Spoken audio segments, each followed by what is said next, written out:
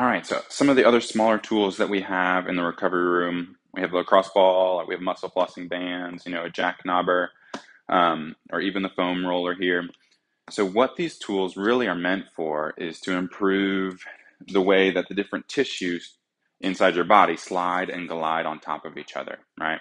So the body's meant to move, and you have many different layers stacked on top of each other that need to move freely under and above each other in order for the entire limb to move up and down, right? So you've got bone, and then you've got ligaments and tendons on top of that bone, and then you've got muscle, and you've got different fascial layers in between there, connective tissue layers.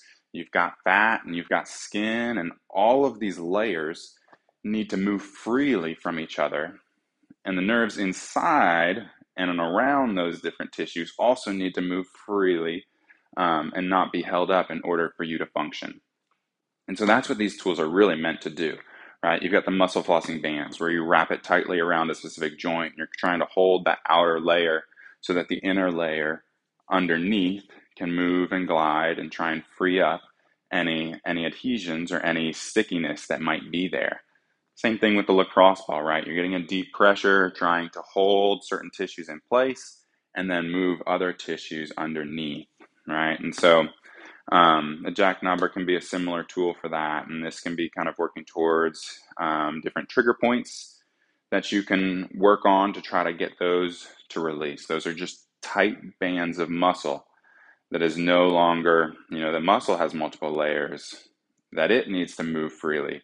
And so if that is bound up for long periods of time, then it's not going to contract and relax like it should.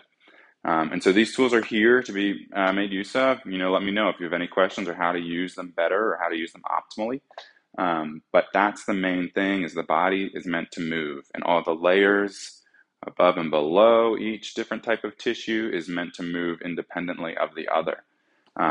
They're connected and interlaced with each other. But when you have an insult or an injury, that can develop inflammation, and that can cause things to adhere down to each other and not slide and glide quite so well. And so some of these tools can be helpful for moving that process along of getting that mobility back.